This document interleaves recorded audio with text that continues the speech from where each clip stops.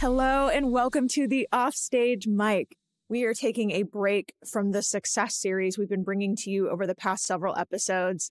I have loved hearing from so many of you how these stories are really resonating, and we have a few more of these coming, so don't worry, we're coming back to it. But for now, today, we are talking about a topic that is necessary for your success, yet at the same time, it is just about never discussed in arts management, I don't think. So to set this up, I have a story to share. I'm recording right now from Pau, France. If you've been following along on Instagram, you've seen my travels. And coming here, particularly to Pau, I realized is a bit of a come full circle moment. So Pau is where my book manuscript was first turned in almost exactly 2 years ago to the day. So there's sort of two things at play here. One is just, wow, memories. I didn't think I would be here. I didn't think I'd be back here. That's a whole other story.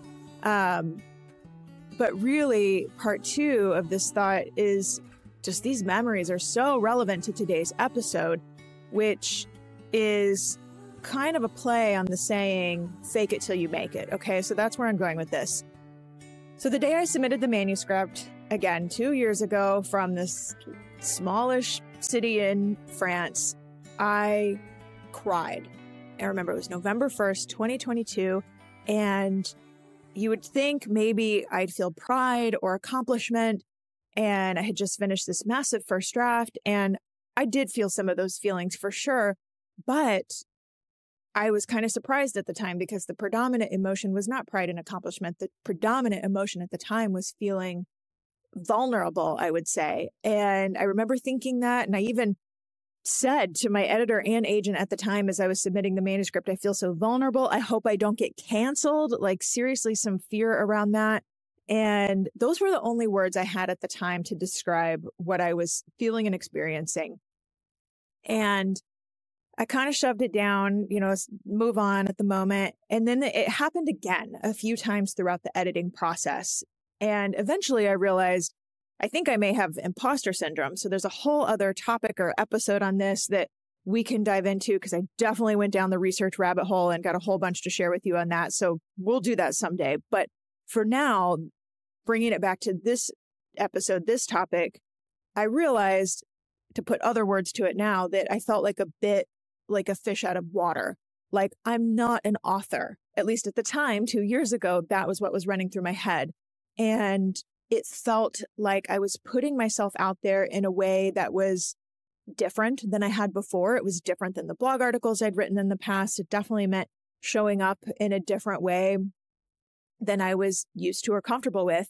And I realized, here's yet one more way to put words to this. I realized it was a moment where I was absolutely going to have to fake being an author until I became it. Fake it till you make it, right? And I did. So fast forward 2 years ago to today, and one of the main reasons I am here in Europe right now is because of the book. So the Rotterdam Philharmonic brought me out to do my Run It Like a Business book talk. They invited their whole staff, plus all the other orchestras and ensembles from across the Netherlands. So we had in the room Royal Concertgebouw and the Rotterdam Philharmonic, for sure, those two were the big fish. There were other ensembles, local theater company, chamber music, several others as well. And like, here's the thing, I didn't even have to bring copies of the book to sign or sell because so many of them had copies already. Like, I don't even know how to explain. That just doesn't happen on all these different book stops I've done. And when I was writing 2 years ago and submitting that draft, I definitely did not or could not have even imagined that this really wonderful full circle moment would be happening right now. But here we are.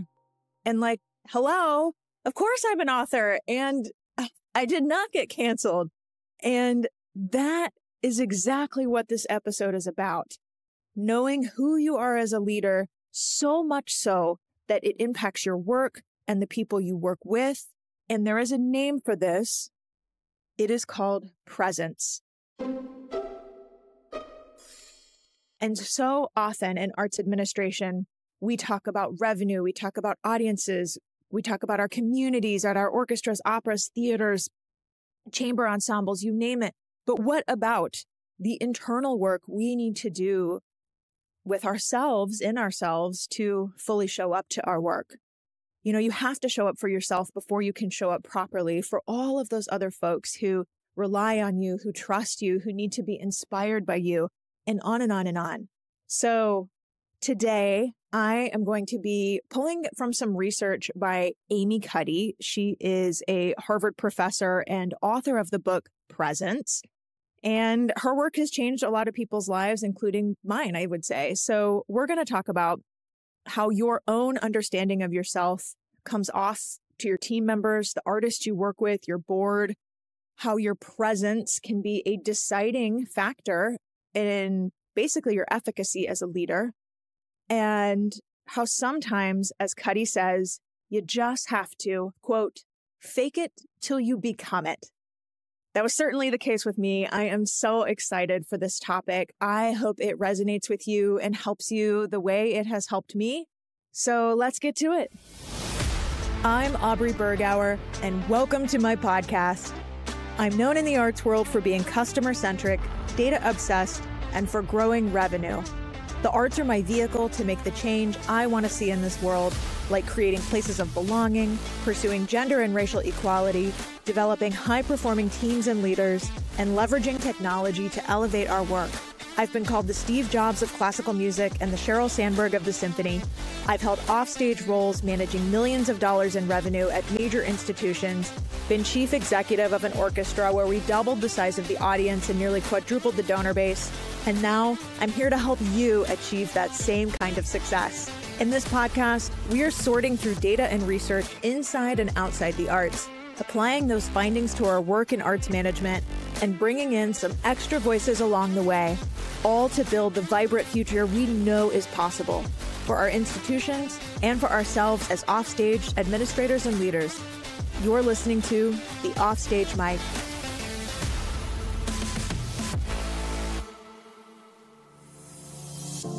Hi everyone, Aubrey Bergauer here. Before we dive into today's episode, I want to tell you about Annual Fund Toolkit. If you're a nonprofit looking to revolutionize your fundraising strategies, you need to know about Annual Fund Toolkit. They're not just another consulting firm. They're specialists in transforming annual funds through data-driven donor engagement. What sets Annual Fund Toolkit apart is their laser focus on two critical challenges: improving donor retention and growing the major gifts pipeline. You can see why I like them, right? They combine fundraising expertise, data analysis, and strategic planning to help nonprofits like yours reach your goals. I'm particularly excited about their work in the arts sector.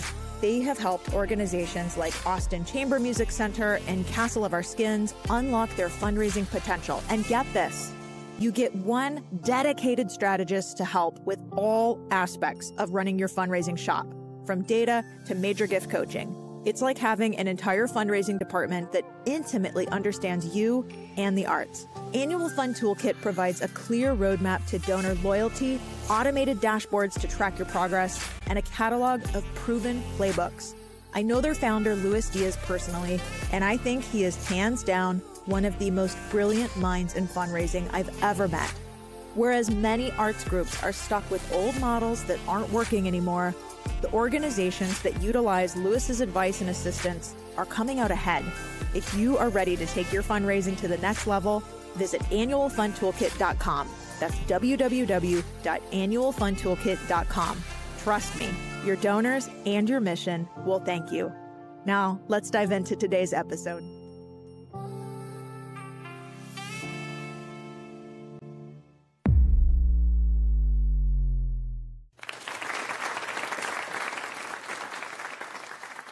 So I want to start by offering you a free no-tech life hack. And all it requires of you is this, that you change your posture for 2 minutes. But before I give it away, I want to ask you to right now do a little audit of your body. This is social psychologist and Harvard professor Amy Cuddy. You may have seen her TED Talk. The title is Your Body Language May Shape Who You Are. And even if you don't know it by that title, chances are high that you may have seen this TED Talk, because this is the second most watched TED Talk ever. Most people associate Amy Cuddy and her talk with doing the Superman pose in the bathroom. Maybe you've heard about this before, an important interview or something like that, a big meeting, go into the bathroom and have the Superman pose for 2 minutes. And that helps you just feel more prepared, changes, I think, some of the chemical reactions in your body, that type of thing. So if you've heard of that or are familiar with that, that's Amy Cuddy's work. But overall, in her presentation, what she's talking about is her research on how the body and mind interact when we feel powerful. And what are nonverbal expressions of power and dominance? Well, this is what they are. So in the animal kingdom, they are about expanding. So you make yourself big, you stretch out, you take up space, you're basically opening up. It's about opening up. And humans do the same thing. So they do this both when they have power sort of chronically, and also when they're feeling powerful in the moment. So we've all heard that phrase, mind over matter, right?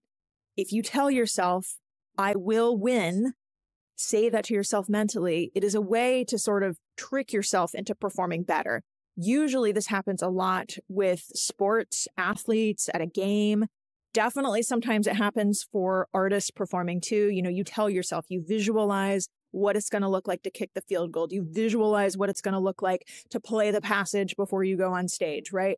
That is a way to mentally trick yourself into performing better. But what Amy Cuddy is saying in this talk actually flips that concept around. For example, when we smile when we feel happy, but also when we're forced to smile by holding a pen in our teeth like this, it makes us feel happy. So it goes both ways. When it comes to power, it also goes both ways. So when you feel powerful, you're more likely to do this, but it's also possible that when you pretend to be powerful, you are more likely to actually feel powerful. So it seems that our nonverbals do govern how we think and feel about ourselves. So it's not just others, but it's also ourselves. Also, our bodies change our minds.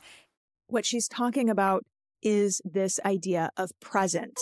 It goes both ways, which, as I mentioned, just is not discussed very much in our world of arts management. Sometimes we talk about executive presence, and that's maybe something in the larger business world, but let's back up. What is presence, first of all? How do we define it? A lot of people think of presence as being mindful or being in the moment, and that is not wrong for sure. But when it comes to leadership, it's a little bit different than that. So according to Amy Cuddy, presence is what emerges when we feel personally powerful, which allows us to be attuned to our most sincere selves. She says it is about being able to comfortably express our truest thoughts, our truest feelings, values, and potential. And being aware of and attuned to all of those things about ourselves. So in other words, I guess we could say that it's really self-awareness. And she says all of this stems from, and this is important, it stems from believing and trusting yourself. So this is where I just think in the arts, for any job, but of course for what we do in arts management, this is so important, believing in and trusting yourself. Our whole lives, especially if we were trained as artists, we're often taught to trust others. Somebody else, a teacher usually, tells us how we're doing, gives us that feedback. That's part of the process of learning and growing. But time to look inward, because we're grown folks now. And so not only are you aware and attuned, but you have this knowing about you. You trust in yourself and you trust what you know about yourself. This is so empowering, even just to say these words right now. Trust yourself, know yourself, and believe in that. So this is where the confidence comes in. So presence sometimes gets confused with confidence, okay? They're not the same. They're definitely related, but not identical. So when we believe in and trust in ourselves, believe in and trust in our own beliefs, our value system, what happens is we come across as confident. And confidence is the manifestation of knowing ourselves and being comfortable with ourselves. So here's a big caveat. Notice, I have not said the word extroverted here, okay? What I'm talking about, and sometimes this is where it's like executive presence and fill the stage, and sometimes that gets confused with extroversion and all of that. No, that's not what I'm saying. What I'm talking about is what you give off, your vibe, if you will, when you are leading and showing up, not how many people you interact with or how often or how extroverted you are, okay? So back to leadership presence. When we have presence, we also come across not just as confident, but we come across as enthusiastic, as comfortable, and as authentic. And all of those traits are what make people want to trust you, believe in you, and put their confidence in you. And this sounds like what? Leadership.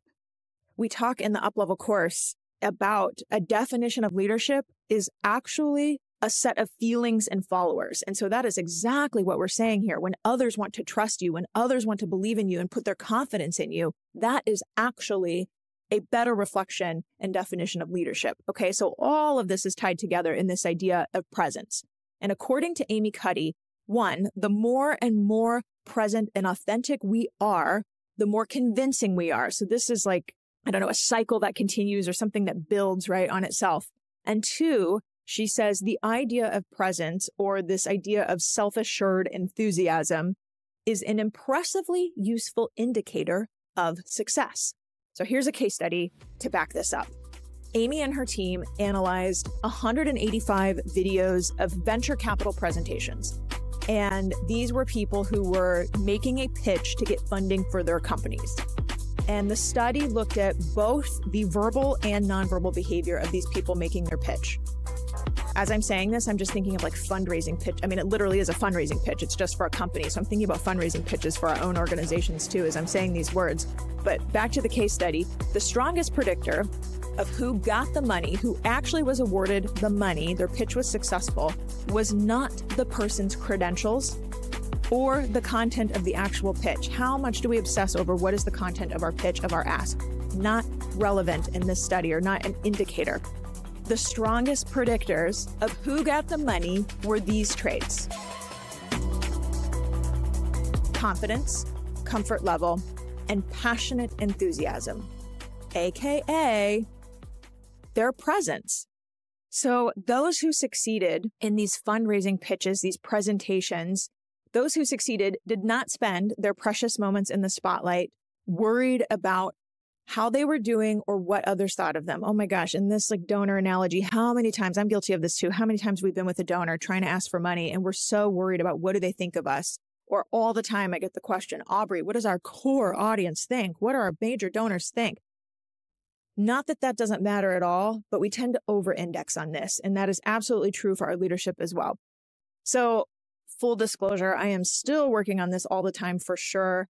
And you know, it's no secret, I want to run a major institution someday. And I've said this a lot, I've talked about this a lot over the years. And I used to care so much about what they thought, other people in the field, board members, people making hiring decisions, because they were the ones evaluating me and are the ones making those hiring decisions still.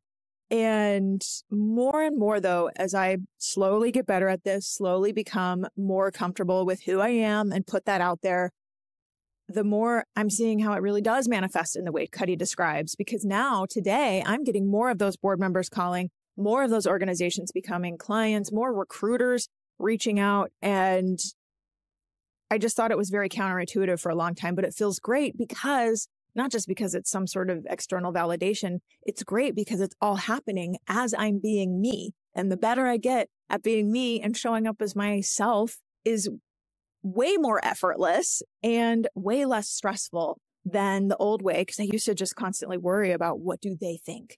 And all of this actually helped me dream bigger too, and helped me bring clarity to what I want from my own career and for my organization, my business now, organization I lead someday, not what somebody else wants or what I think somebody else wants. Like, just what an exhausting rabbit hole, right? And I used to think I could not do the work I'm doing now and go back to lead an organization. Even the word go back, right? Like, that feels so limiting as I say it, going back, right? I don't want to go back to anything. I don't want to go backwards at all.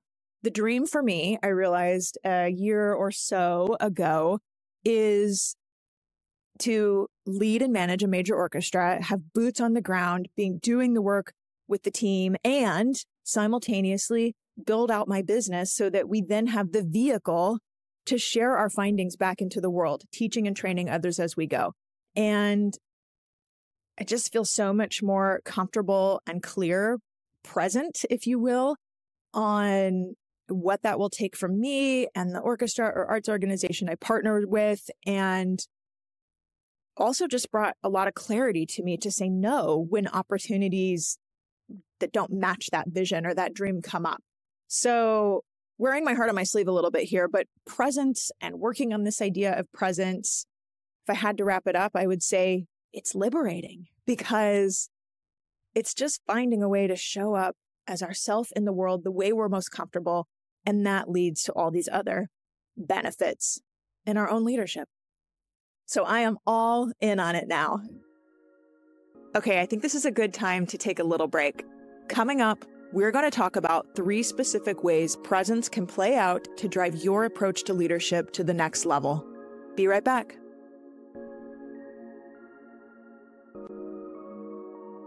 Good marketing talent can be hard to find. That's why I'm so glad I discovered Marketer Hire. As my business has grown this year, I can definitively say a part of that growth was because of the way Marketer Hire helped me not just find good marketing talent I needed, but how fast they did it and how they worked to match me with the perfect people. First, I reached out about an email copywriting project and email platform migration we were going through, and Marketer Hire matched me with Jamie within a week. A few months later, we needed technical support on our Google Analytics, and they had us connected to Alec within days. Both Jamie and Alec needed zero training, were incredible to work with and experts in their respective areas, and most important, they completely delivered on time, on budget, and got the results I needed. What I like about Marketer Hire is that you can engage someone for as long or short as you want. I hired Jamie for a 3-month project, for example. On the intake call, they really listened to what I said I needed. I even said that I need someone with an interest in the performing arts. And it turned out Jamie had a theater background and is still a member of her local thespian troupe to this day. Both Jamie and Alec were able to move my projects forward so much quicker than if I had led a traditional hiring process or search. The whole thing was really easy from start to finish, and they never made me feel obligated to proceed if I didn't want to. They were even able to work with my small business budget. At your arts organization, imagine working with Fortune 500 level talent who ramps up to understand your work fast and then delivers great results. Get a $1,500 credit toward your first hire when you go to try.marketerhire.com/offstagemike. That's try.marketerhire.com/offstagemike. Whether your arts organization needs email copywriting or Google Analytics set up like I did, or if you need paid ads, paid search, or even a fractional CMO, Marketer Hire will get you set up with top talent fast. One more time, that's try.marketerhire.com/offstagemike to get started and get your $1,500 credit.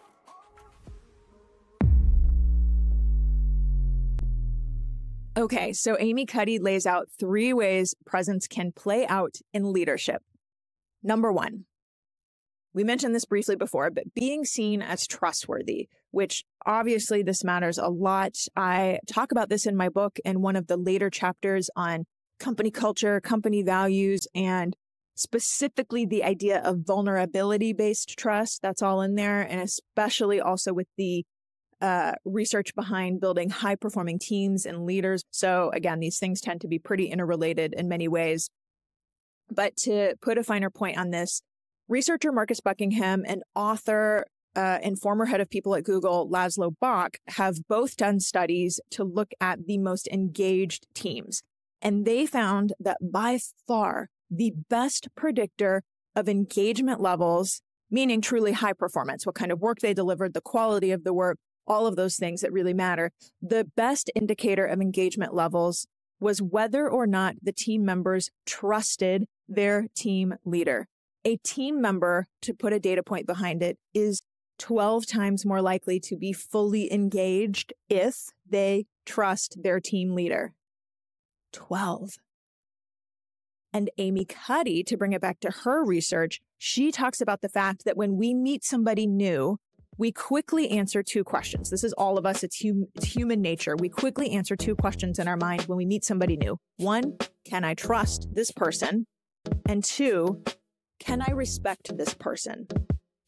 In her research, she and her colleagues refer to these dimensions as warmth and competence. Can I trust this person? That's warmth. Can I respect this person? That's competence. So here's where it gets even more interesting. The research showed that we as humans, on the whole, we don't value those two traits equally. First, we judge warmth or trustworthiness, which we consider to be the more important of the two. So humans, on the whole, we all do this. We judge trustworthiness above all else as we're making these like mental snap judgment decisions, evaluations when we meet somebody new. Why? Why do we prioritize warmth over competence?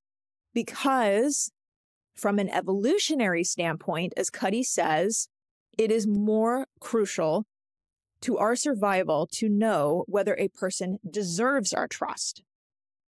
This makes sense, especially when we're thinking about survival mode, right? So we do value people who are capable, competent, especially in circumstances where that trait is necessary. Of course, that makes a lot of sense. But the research show we only notice that competence after we've judged their trustworthiness.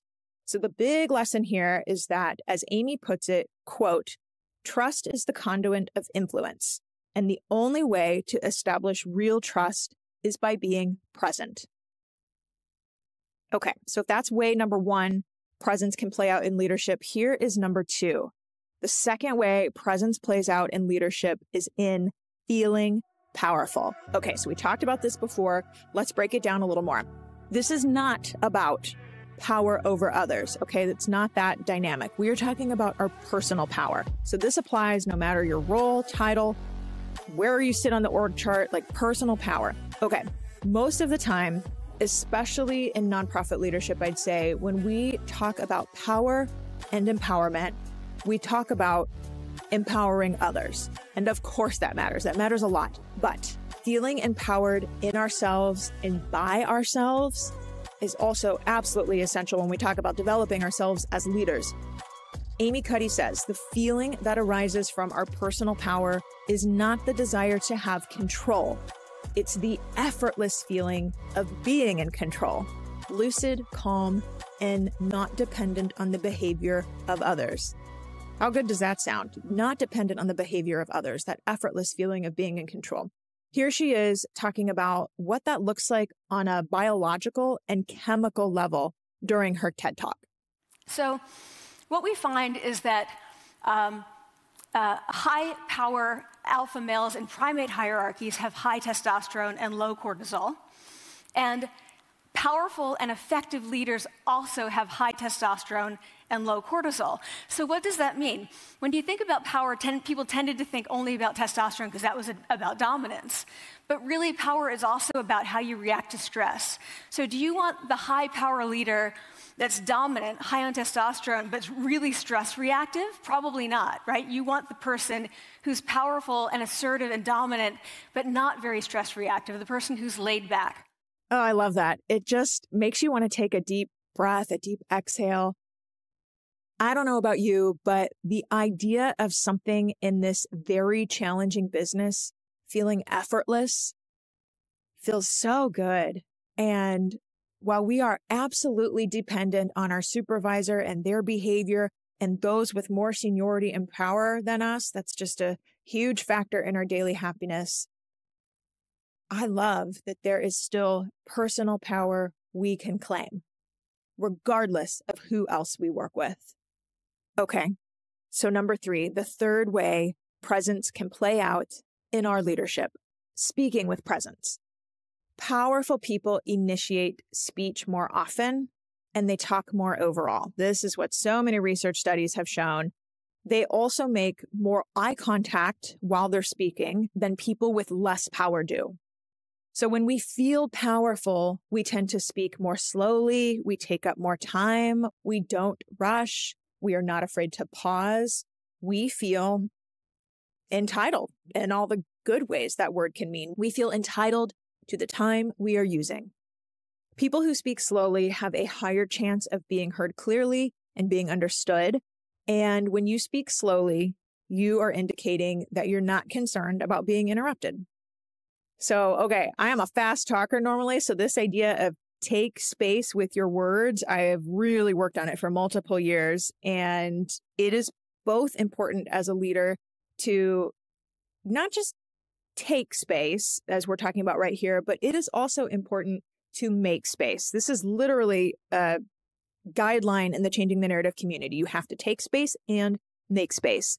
And that balance is essential to being well-rounded, of course, but also sometimes between the two, make space, take space, sometimes taking space is the harder one to do, especially this idea of the slowing down part of it. So how do we work on it? How do we become better at being present? Okay, this comes all the way back to the top.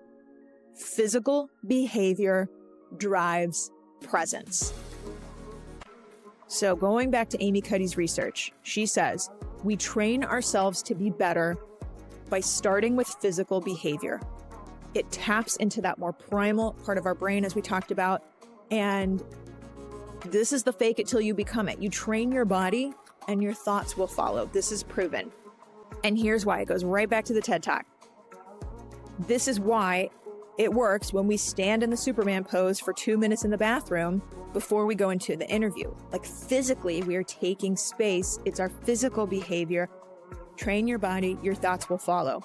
So Amy has done multiple research studies to back this up. In one study, she and her colleagues brought a group of people into the lab, and part of the group did these what are called high power poses, the Superman stance, standing up very tall, broadening their shoulders, taking up space with their bodies. The other part of the group did low power poses. So they were sitting, they were hunching over, shoulders forward, kind of hugging, holding themselves, not taking up a lot of space. Okay. Then they all sat through a mock job interview. It was 5 minutes long. It was recorded on tape, and they're being judged on everything they say as interviews go. So the judges in this study were trained to be stone-faced, give no nonverbal feedback, nonverbal cues, which also raises cortisol levels. If we're not getting nonverbal cues from people we're talking to, communicating with, it raises cortisol levels. Okay, so here's Amy talking about how this played out. We then have these coders look at these tapes, 4 of them. They're blind to the hypothesis, they're blind to the conditions. They have no idea who's been posing in what pose. And they end up looking at these sets of tapes and they say, oh, we want to hire these people, all the high power posers. We don't want to hire these people. We also evaluate these people much more positively overall. But what's driving it? It's not about the content of the speech. It's about the presence that they're bringing to the speech. We also, because we rate them on all these variables related to sort of competence, like how well structured is the speech?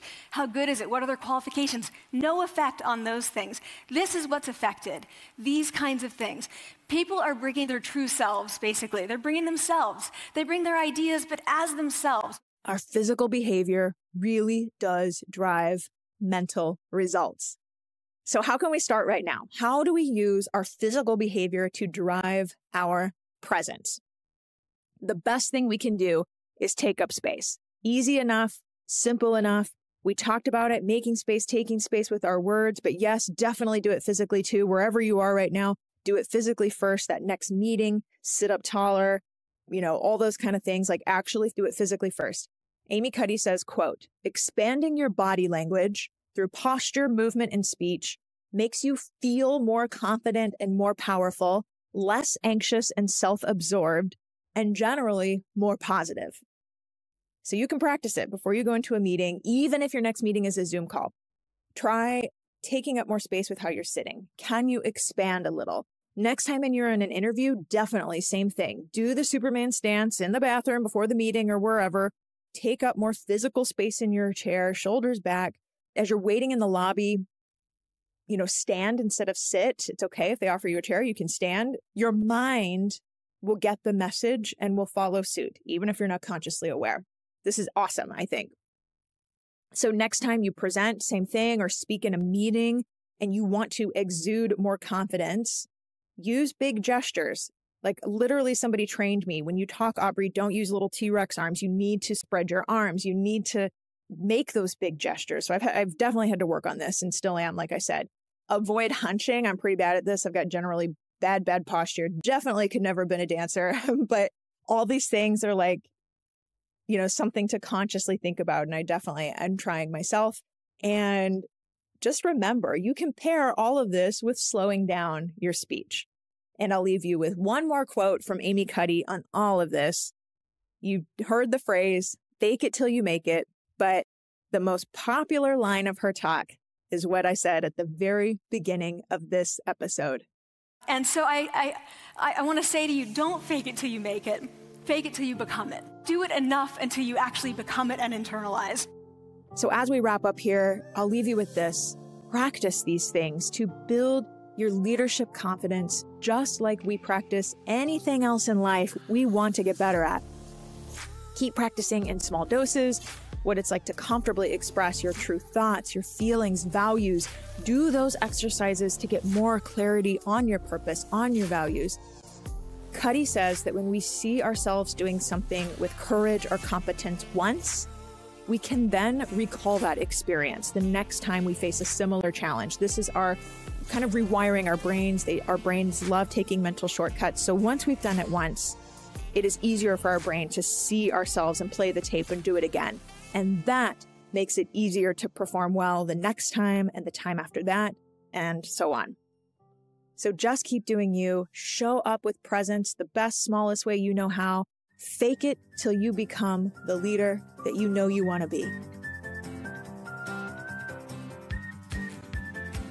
There is a lot you were never taught about navigating a career in arts management. Nobody taught you how to land an administrative role, ask for a promotion, how to have confidence in job interviews, how to properly sell and brand yourself, how to get buy-in for your ideas, how to manage up to a boss or a board, or how to motivate the best performance in others on your team. That all changes starting October 17th. Join me, Aubrey Bergauer, for a new free live virtual event where you will learn the things that are holding you back and equip yourself to take your career in arts management to the next level, no matter where you're at right now, from student to long-timer in the field to being an artist with an interest in administration. It's called They Never Taught You That, a 3-part virtual training on how to grow your career in arts management, and it all starts very soon, completely free. But you do need to save your seat.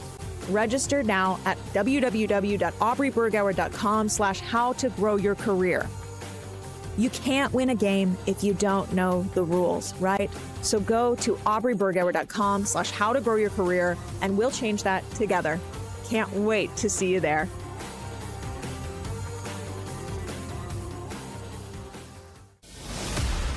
The Offstage Mic is produced by me, Aubrey Bergauer, and Aaron Allen. The show is edited by Novo Music, an audio production company of all women audio engineers and musicians. Our theme music is by Alex Grohl. Additional podcast support this season comes from Jeremy Cuevas, Kelly Stedman, other members of the Changing the Narrative team, and social media brand management by Classical Content. This is a production of Changing the Narrative.